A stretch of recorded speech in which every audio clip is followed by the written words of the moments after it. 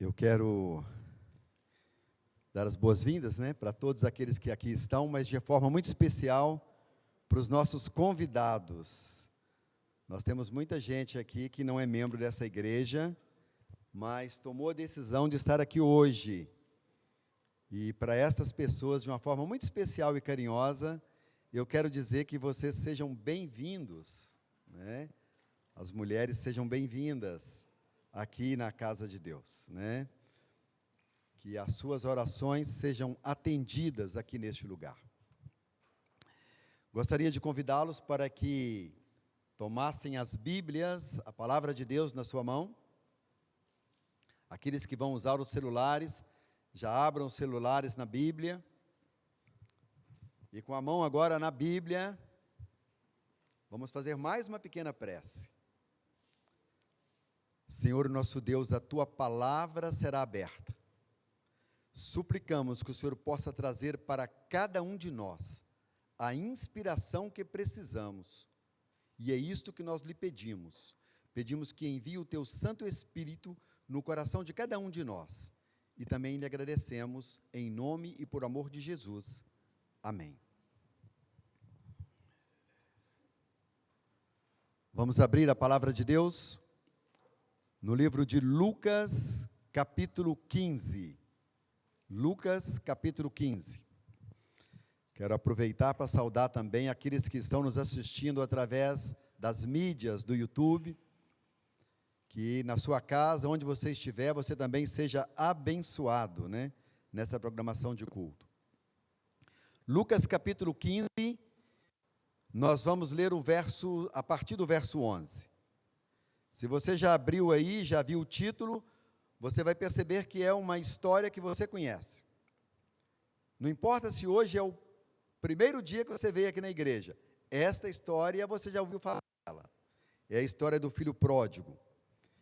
E é bom que a gente conheça, porque é mais fácil a gente extrair, buscar uma mensagem diferente, quando a gente já conhece a mensagem. Lucas capítulo 15, a partir do verso 11. Na minha Bíblia diz assim: certo homem tinha 2 filhos. O mais moço dele disse ao seu pai: Pai, eu quero a parte da minha herança, a parte que me cabe. E o pai imediatamente lhes repartiu seus haveres. Havendo passado não muitos dias, o filho mais moço, ajuntando tudo o que era seu, partiu para uma terra distante, e lá dissipou tudo aquilo que tinha. Depois de ter consumido tudo, sobreveio àquele país uma grande fome, e ele começou a passar necessidade. Então ele foi, se empregou com um dos fazendeiros daquela região, e este lhe mandou para os seus chiqueiros, para cuidar dos seus porcos. E ali desejava ele comer da lavagem dos porcos, mas isto não lhe era autorizado. Então ele caiu em si e disse: quantos trabalhadores de meu pai têm pão com fartura e eu aqui morro de fome? Levantar-me-ei, irei ter com meu pai, e lhe direi: Pai, eu pequei contra o céu e diante de ti. Já não sou digno de ser chamado teu filho. Trata-me como um dos seus trabalhadores. E levantando-se, foi para o seu pai.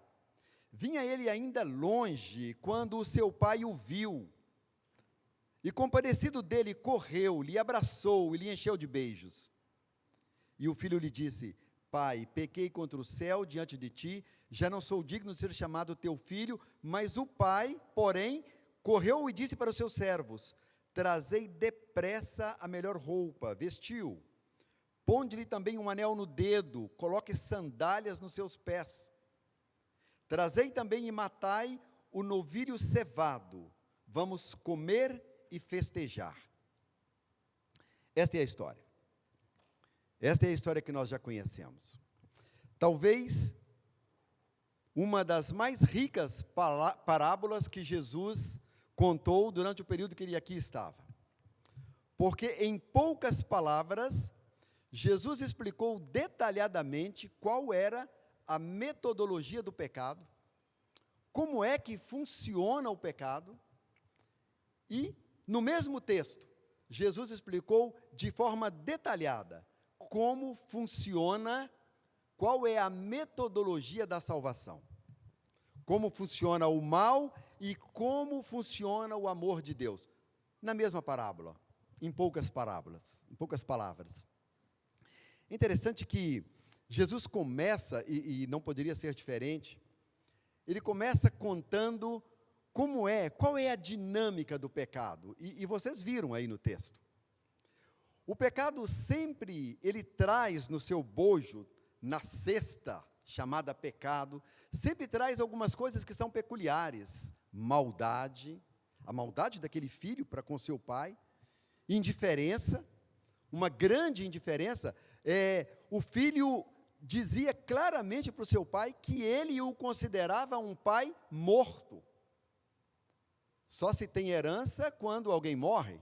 Você só vai receber a herança do seu pai se ele falecer. Então o filho dizia para o seu pai de forma muito aberta: para mim, você é um pai morto. Amigos, aqui nós temos que fazer a nossa primeira reflexão. No século XIX, Nietzsche, um filósofo muito conhecido, ele escreveu um livro, e naquele livro ele disse que Deus tinha morrido.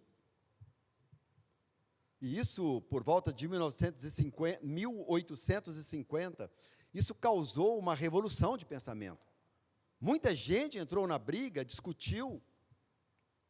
O curioso é que nós estamos vivendo hoje no século XXI, e hoje as pessoas já não discutem mais isso, mas o certo é que as pessoas hoje têm Deus como um ser extinto. Deus já morreu no coração, talvez, da maior parte da população do planeta Terra. Não existe Deus. No máximo existe uma figura que eles chamam de Deus, que eu gosto de comparar como o gênio da lâmpada. Aquele Deus que resolve problemas. Se você está doente, bem, Deus, vai lá e... Deus, eu estou doente, resolva o meu problema. Se está com problema financeiro, busca Deus. Deus, resolva o meu problema. E depois deixa Deus para lá. É curioso que os nossos irmãos católicos, e eu tenho muita alegria em conviver com os nossos irmãos católicos, eles têm alguns, não todos, óbvio, alguns têm um pensamento que mais ou menos expressa esta figura desse Deus morto. Repito, não estou fazendo nenhuma crítica à religião católica, mas alguns católicos, eles têm, por exemplo, os deuses assim dentro de caixinhas. Então, se eles estão com um problema nos olhos, eles vão lá e abrem a caixinha da Santa Luzia. Aí chama a Santa Luzia para resolver o problema do seu olho. Resolvendo o problema do olho, imediatamente eles esquecem daquela espécie de Deus. Como aquela Santa Luzia vivia, nós não pensamos exatamente como os católicos pensam, não faz nenhum sentido para eles, era só para resolver o problema. Se estão endividados, alguns vão lá e abrem a caixinha do São Judas Tadeu. Chama o São Judas Tadeu para resolver o problema das dívidas. Quando resolve o problema das dívidas, eles não perguntam ao São Judas Tadeu, se perguntasse também não ia ter resposta, porque ele já morreu, mas não perguntam, e como que eu vou viver para não me endividar no futuro? Não, isso não interessa. São Judas Tadeu tem que voltar para a sua caixinha e ficar quieto lá, até a hora que eu precisar novamente. Se precisa arrumar uma namorada, abre a caixinha do Santo Antônio. Santo Antônio, vem aqui e resolva o meu problema, porque eu preciso de uma namorada. Mas depois você vai embora. Como eu vou tratar a minha namorada, como vai ser meu relacionamento, se é problema meu, você não tem nada com isso. Fica guardado aí na sua caixa. O curioso, amigos, é que parece assim, história de humor, mas o triste é que isso acontece também com os evangélicos. Acontece conosco. Muitas vezes nós queremos e oramos para que Deus esteja conosco numa viagem, para que proteja a nossa viagem.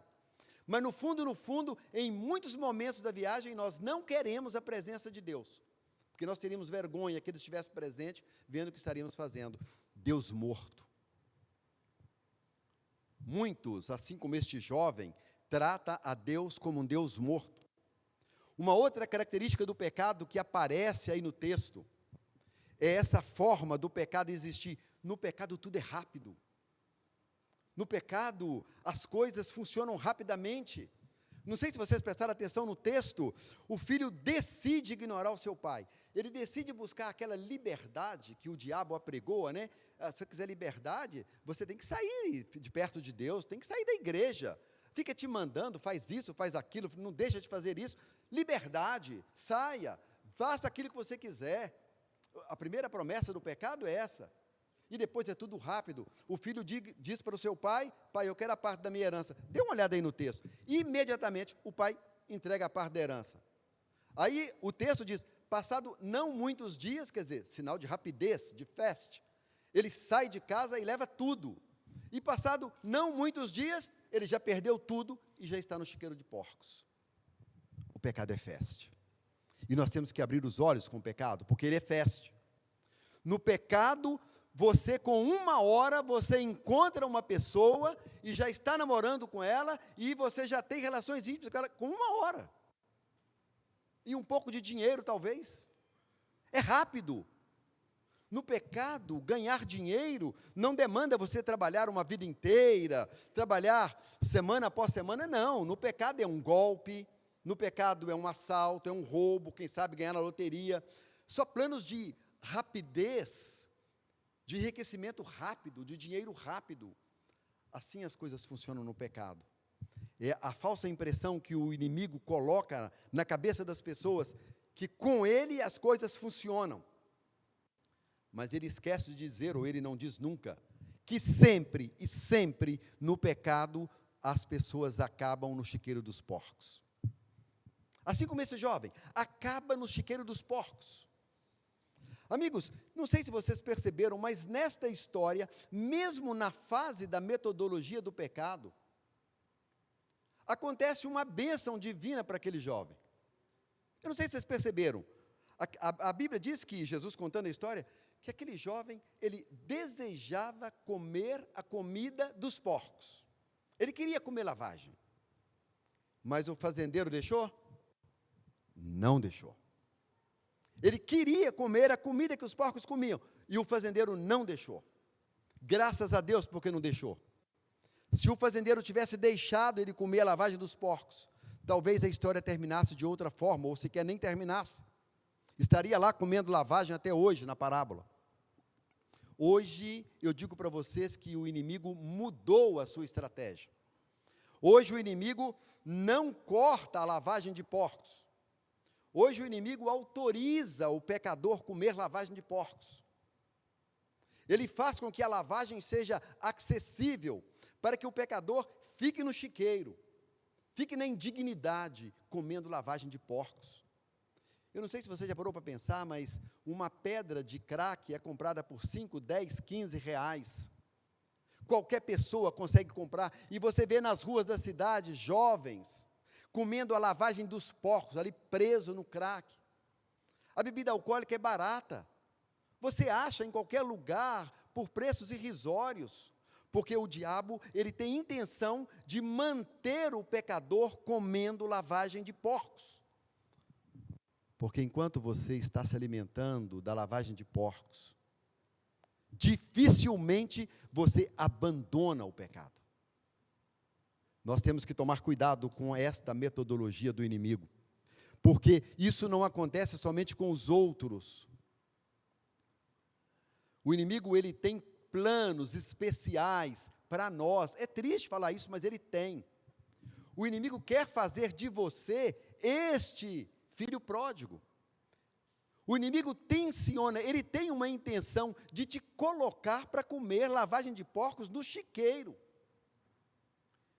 E ele quer fazer isto, porque ele quer humilhar, ele quer ofender a Deus no seu santo trono de graça.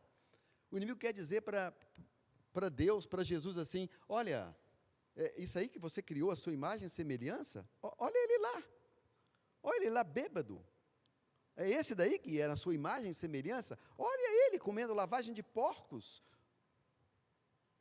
Isso é uma intenção do inimigo, ele pretende fazer isso com cada um de nós. O inimigo disse para Jesus: foi para este daí que você veio lá do céu e morreu na cruz do Calvário? Foi para esse aí que está lá misturado com os porcos? Amigos, mas o mesmo texto também nos mostra a metodologia do amor, a metodologia da salvação. E nós temos que abrir os olhos com a metodologia da salvação. E o texto começa a virar no versículo 17. Se você prestar atenção aí no versículo 17, você vai ver assim: então ele caiu em si. Então ele caiu em si. Preste atenção nisso, meu amigo. A sua vida só vai mudar, você só vai virar a chave, e isso não é só para a vida espiritual, isso funciona na vida profissional, isso funciona no seu relacionamento familiar, funciona em todos os aspectos da sua vida. Se as coisas estão ruins, você só vai virar a chave se você cair em si. Enquanto você não cair em si, você continua no chiqueiro, comendo lavagem de porcos. Mas a Bíblia diz, e graças a Deus por isso, está aí no verso 17, que aquele rapaz caiu em si. E aí eu faço uma pergunta para você: por que ele caiu em si? Você parou para pensar nisso? Por que ele caiu em si? É possível que alguns iriam pensar assim: porque ele estava com fome. Ah, ele caiu em si porque estava com fome. Amigos, não, ninguém cai em si porque está com fome. No mundo hoje tem milhões, aliás, passa de 1 bilhão de pessoas que dormem com fome. E muitos amaldiçoam a Deus por não terem comida. Em vez de cair em si, pelo contrário, aí é que eles buscam amaldiçoar o nome de Deus. Ah, ele caiu em si porque estava doente? Os hospitais estão lotados de pessoas doentes, moribundas, morrendo, e muitas delas blasfemando de Deus. A doença não faz a pessoa cair em si.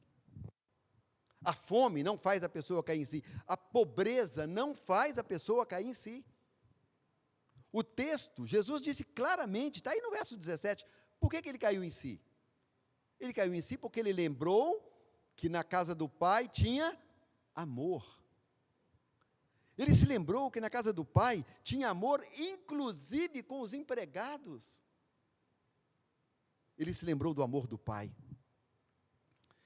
Se tem algo que todos nós precisamos fazer, aliás, nós temos a obrigação de fazer, é falar com as pessoas que estão desesperadas, com as pessoas que estão sofrendo, mas falar com inteligência, que Deus as ama, que Deus tem um amor incondicional por ela, não interessa o seu pecado. Ah, mas eu sou um pecador, eu faço, não interessa. Se fosse somente por você, se você fosse o único pecador desse planeta, Jesus teria vindo e teria morrido na cruz por sua causa. Amigos, não existe nenhuma outra razão que faz a pessoa cair em si no pecado, se ela não se lembrar do amor de Deus, se ela não conhecer o amor de Deus. E aquele filho só caiu em si porque ele se lembrou do amor do pai. Eu não sei que fase da vida você está passando nesse momento, mas nunca se esqueça, nunca. Não interessa o tamanho do chiqueiro onde você está. Nunca se esqueça que Deus te ama. Nunca se esqueça. O seu coração bate mais de 200 mil vezes por dia. É 200 mil vezes que Deus está falando: Deus te ama, eu te amo, eu te amo. 200 mil vezes. Não interessa o que você faça ou o que deixe de fazer. Mas só que as coisas não funcionam só caindo em si. É um passo importante cair em si. Mas a Bíblia, Jesus diz que não é só cair em si. É necessário também planejar. E se você perceber aí, no verso 18 e 19, aquele filho agora ele faz um planejamento. É curioso que tem gente que não gosta de planejamento, né? Ah, planejamento não precisa, isso é bobagem. A gente vai e faz. Amigos, cuidado, cuidado. Essa história de deixar a vida me levar, só deu certo para o Zeca Pagodinho, está ganhando muito dinheiro com isso, sempre ganhou. Mas só leva a pessoa para o buraco. Deixa a vida me levar, vai levar para o buraco. Tem que planejar. E aquele jovem fez o planejamento. Perceba que ele planejou nos mínimos detalhes. Ele falou assim, olha, está aí no verso 18, eu vou me levantar, vou sair daqui, é uma decisão, né? Vou sair daqui, vou para a casa do meu pai, eu vou voltar, eu vou ter coragem, vou voltar. Tinha que ter coragem, né? Depois de tudo aquilo que ele fez, eu vou voltar. Mas aí ele planeja, está aí no verso 19, até o seu discurso. O que ele ia falar com o pai estava planejado. Se você já estudou aí planejamento, ele analisou até a questão de pontos fortes e pontos fracos. No caso dele, só ponto fraco, né? Indignidade. No discurso dele, ele ia para o pai dele assim, ó, eu sou indigno. Indigno porque o pecado lhe colocou no chiqueiro dos porcos e ele perdeu não só o dinheiro. Talvez a coisa mais importante que ele tenha perdido é a sua dignidade. Ele não estava tão preocupado porque perdeu o dinheiro, porque perdeu os amigos, os falsos amigos, perdeu o sexo fácil, mas ele perdeu a dignidade. Ele sequer tinha nome. Ele agora era o rapaz do chiqueiro que cuidava dos porcos. E ele apresentou isso no seu discurso, que ele planejou, eu vou colocar o meu preço para o meu pai, eu não valho absolutamente nada. Eu sou indigno. Ele colocou isso no planejamento. Eu não sei que parte da sua vida precisa voltar para a casa do pai. Eu não sei o que na sua vida que você precisa melhorar. Na minha eu sei, na sua eu não sei. Planeje. Planeje como você vai fazer uma upgrade espiritual. Planeje. Agora só tem uma coisa. Não pode ficar só no planejamento. Quando eu era criança, tinha uma brincadeira, que a gente brincava fazendo uma perguntinha para os amigos, assim, 3 patinhos estavam na beira da lagoa, 2 patinhos resolveram pular na lagoa, quantos patinhos ficaram? Aí os coleguinhas responderam, 3 estavam na beira da lagoa, 2 resolveram pular, ficaram, ou ficou 1. Aí você falava, não, ficaram 3, eu não disse que eles pularam, eu disse que eles resolveram pular, né? Brincadeira de criança, mas é uma grande verdade.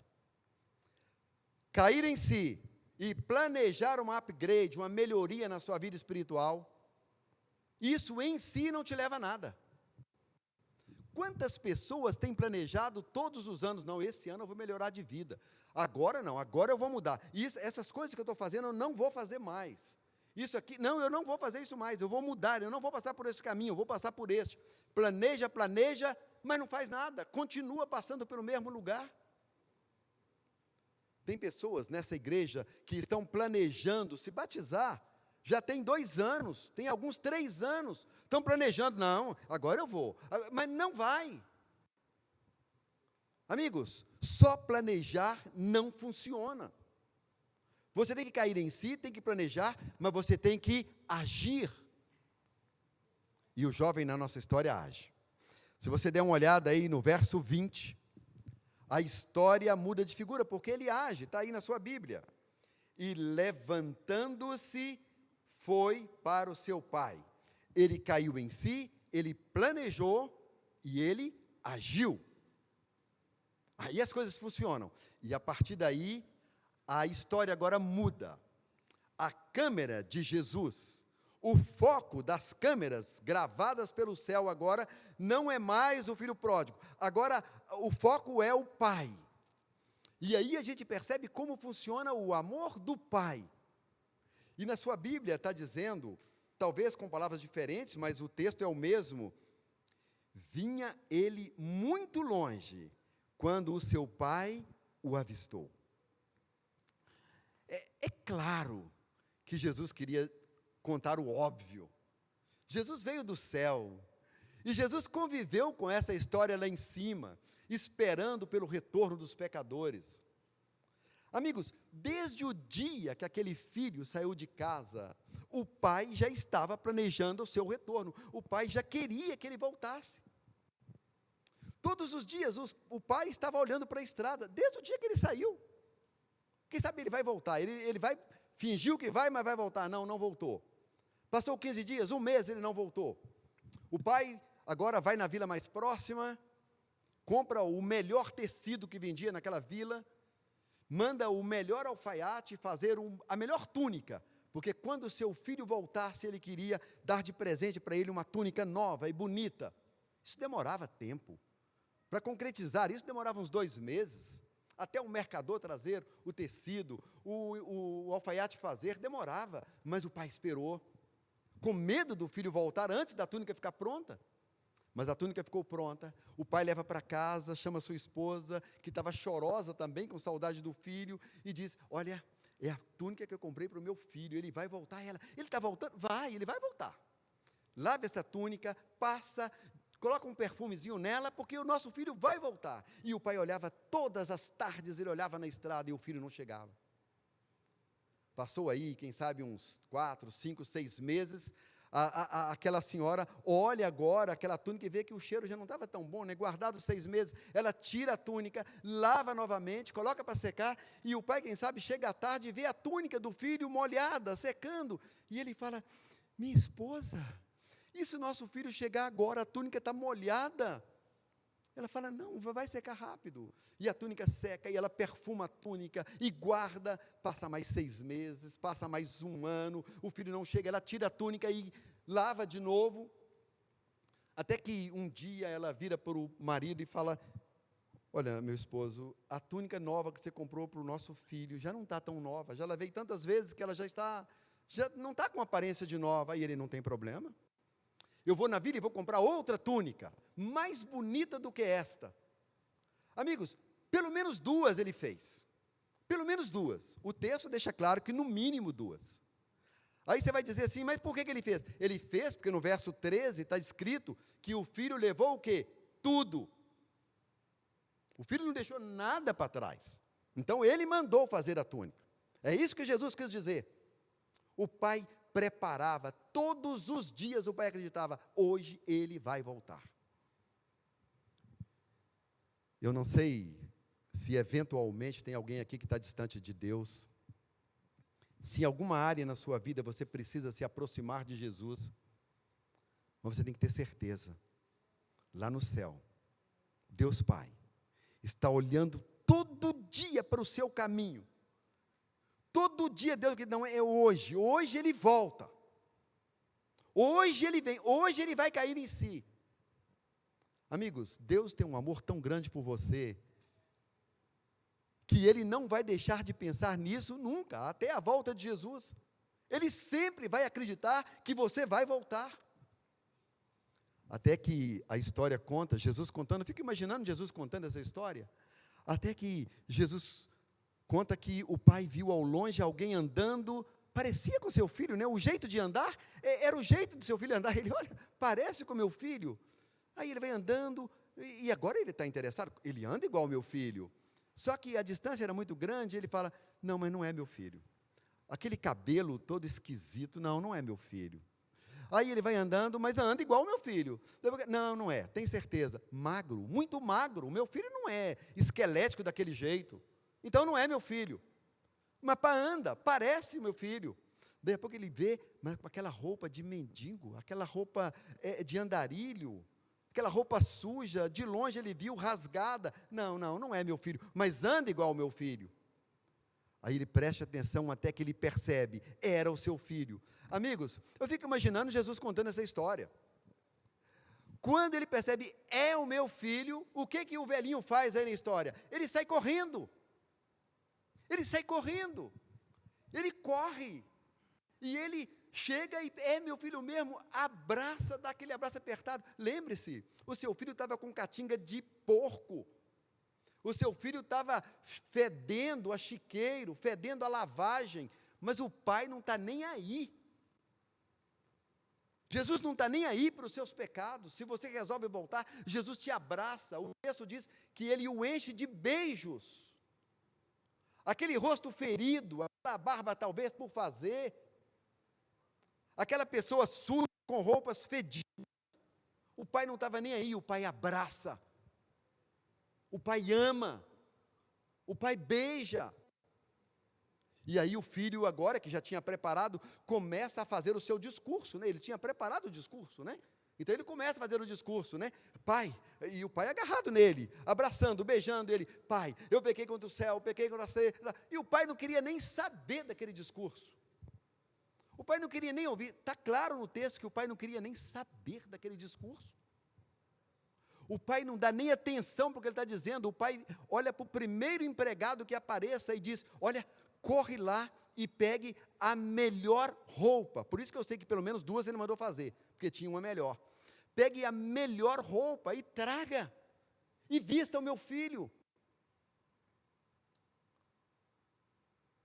Sempre que você volta para casa, sempre que o pecador volta para casa, trazendo sobre si a sua indignidade, a indignidade do pecado, Deus sempre vai lhe colocar uma roupa nova. Isso começou lá no Gênesis. Quando Adão e Eva pecou, caíram na indignidade do pecado, estavam envergonhados, fizeram uma cinta de folha de figueira, coisa ridícula, com vergonha de si mesmo. A Bíblia diz que Deus se apresentou para eles, lá no pecado. E Deus fez para ele, diretamente da grife celestial, uma roupa nova para eles.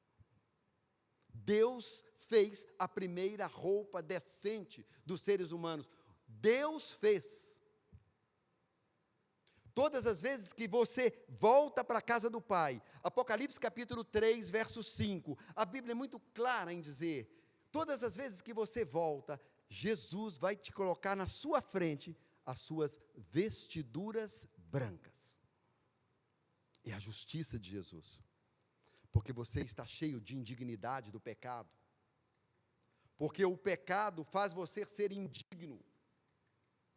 O céu não pode olhar para você, não tem espaço para você andar no céu com essa indignidade, não tem espaço de você conviver no reino de Deus. Eu não estou falando igreja, não, eu estou falando no reino de Deus com essa indignidade. Por isso que o céu providencia uma túnica nova, vestiduras brancas. Ah, mas eu fiz isso, fiz aquilo. Esqueça. Ah, mas a minha vida no passado, esqueça seu passado. Ah, mas eu sujei assim, esqueça. Porque Deus te dá uma vestidura branca. Aquele rapaz imediatamente tinha uma túnica nova, mas não é só túnica não. Leia aí no texto. O pai dá para ele 4 presentes, entrega a túnica e manda chamar, agora traga o anel, traga a aliança, e coloque no dedo dele a aliança da família, para que onde ele andar, as pessoas vão saber que ele pertence a esta família. Com aquela aliança, o pai estava dizendo, olha, esqueça essa papagaiada sua aí de ser empregado, que não é de... Aqui em casa não, aqui em casa você sempre será filho. Amigos, o Evangelho tem detalhes, que se a gente parar para pensar, a gente vê como que Deus nos ama. O pai foi lá no joalheiro e mandou fazer a aliança para o seu filho. Lembre-se, está lá no verso 13. Ele levou tudo. E gastou tudo. Então, até o anel que ele tinha, ele levou e vendeu. Está no texto, no verso 13. Então, o pai foi mandar fazer um anel novo para ele. Imagine você indo amanhã num joalheiro, mandando fazer uma aliança nova para sua esposa. Ou digamos que seu filho vai se casar, né? E você vai dar aliança, você vai fazer uma aliança para ele. Você vai chegar no joalheiro e fala, eu quero uma aliança para minha esposa. Ah, é? Beleza. Qual o tamanho da aliança? Qual o tamanho da aliança? Não dá para fazer. Deixa eu arrumar uma medida. Você não sabe o tamanho do dedo da sua esposa? Deus sabe. O Pai sabe. O Pai sabe, Salmos capítulo 139, sonda-me, ó Deus, os meus pensamentos. O Pai sabe tudo sobre você. Deus sabe tudo sobre você. Deus sabe tudo que você gosta. Deus sabe tudo que você faz. Deus sabe tudo que você é. Deus sabe.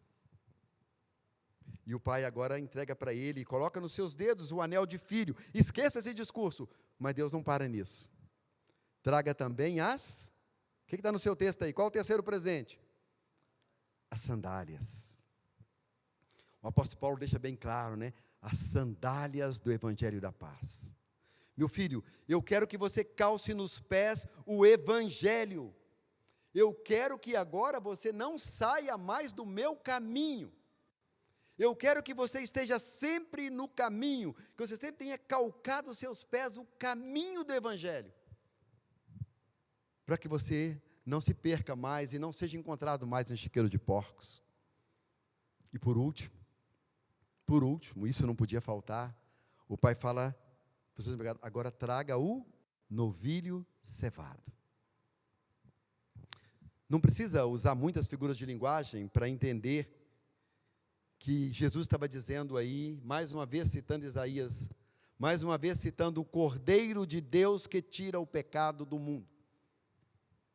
Todas as vezes que um filho volta para casa, isso só vai acontecer porque o Cordeiro de Deus que tira o pecado do mundo, o Cordeiro cevado, Filho de Deus, morreu no meu lugar, por mais indigno que eu sou, por mais pecaminosa que seja a minha vida, por mais que eu não mereça, por mais que eu tenha caído,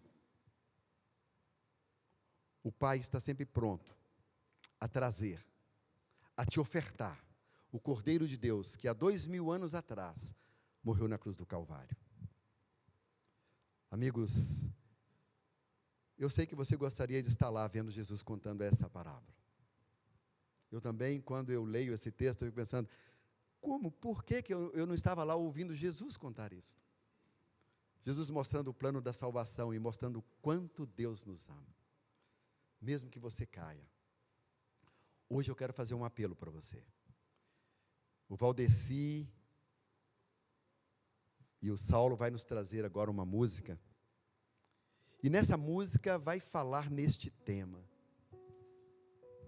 E eu gostaria que você, durante esta canção que eles estarão cantando, que você refletisse, onde você está. Ah, mas eu sou adventista, a minha vida é boa. Preste atenção, onde você está? Tem alguma lavagem na sua alimentação? Tem algum cheiro de porco na sua vida? Eu gostaria de te pedir, de insistir, que você tomasse a decisão de entregar os seus problemas de verdade nas mãos de Jesus e decidir voltar para casa. Não para a igreja, decidir voltar para a casa de Deus. Vamos ouvir.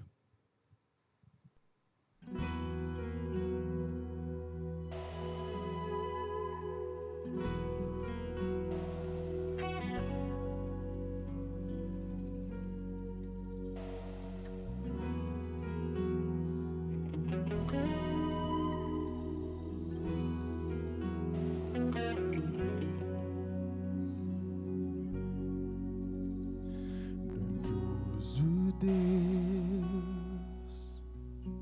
o grande eu sou,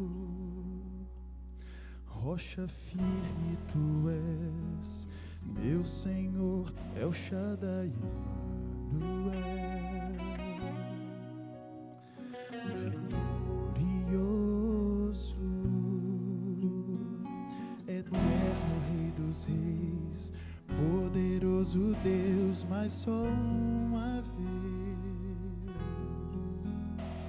eu vi meu Deus correr uma vez. Foi quando eu caí, Deus correu para mim, em seus braços me ergueu, me tornou seu filho, com amor me abraçou, me fez parar de chorar, com perdão em sua voz, disse: filho, eu ainda te amo. Fiquei surpreso ao ver meu Deus correr. Eu deixei, eu sei, quebrei seu coração.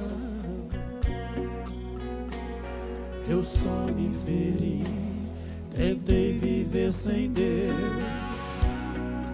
mas numa noite me lembrei do amor de meu Pai.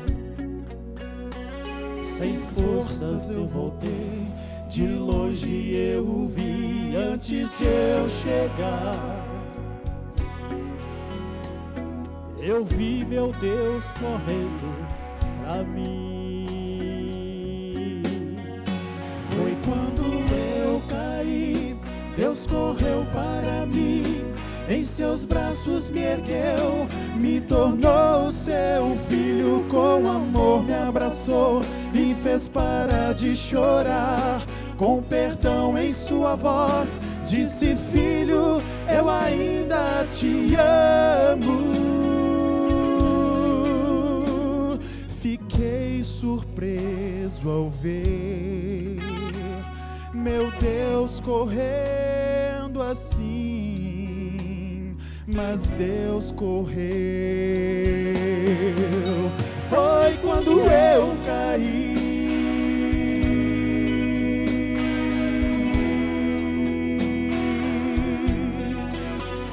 eu andei tão só, sem ninguém, longe do meu Pai, mas mesmo assim Deus me deu seu perdão. Foi quando eu caí, Deus correu para mim, em seus braços me ergueu, me tornou seu filho, com amor me abraçou, me fez parar de chorar, com perdão em sua voz, eu senti o seu amor. Sim, eu caí, correu pra mim, em seus braços me ergueu, me tornou seu filho, com amor me abraçou, me fez parar de chorar, com perdão em sua voz, disse: filho, me fez seu filho, disse: filho, eu ainda te amo. Meu Deus correu,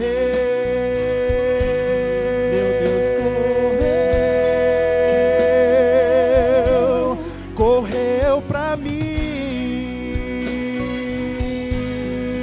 Deus correu, veio até mim.